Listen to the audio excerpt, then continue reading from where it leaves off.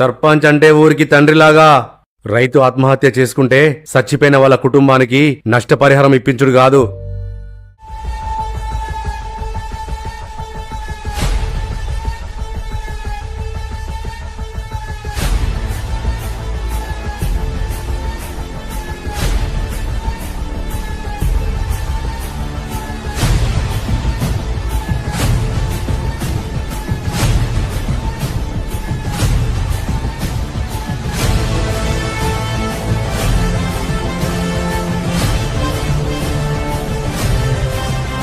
ఓ అమ్మో, వీళ్ళు ఎందుకున్నారు? ఇవాళ మా అన్నకైనట్టే.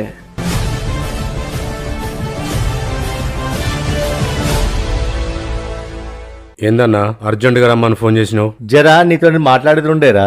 చెప్పు. ఏందో పొలం కాడ పనిడిచిపెట్టి వచ్చినా. పొలం పళ్ళు ఎప్పుడు ఉండేటియే గాని ఊర్లో ఏమైతుందో నాకు తెలియదు అనుకున్నావా? నేను చక్కగా పని చేస్తలేనని, పంచాయతీ సామాన్లు బండ్లు పర్సనల్ గా వాడుకుంటున్నానని, అసలు ఊరికి ఏం చేస్తలేనని కంప్లైంట్ ఇచ్చినారట.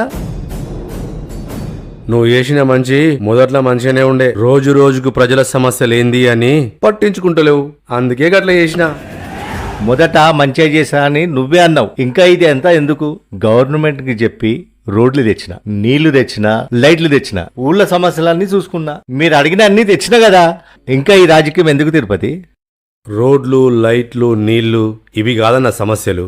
సర్పంచ్ అంటే ఊరికి తండ్రిలాగా. రైతు ఆత్మహత్య చేసుకుంటే చచ్చిపోయిన వాళ్ళ కుటుంబానికి నష్టపరిహారం ఇప్పించుడు కాదు. రైతు కష్టం తెలుసుకొని సావకుండా చూసుకోవాలి.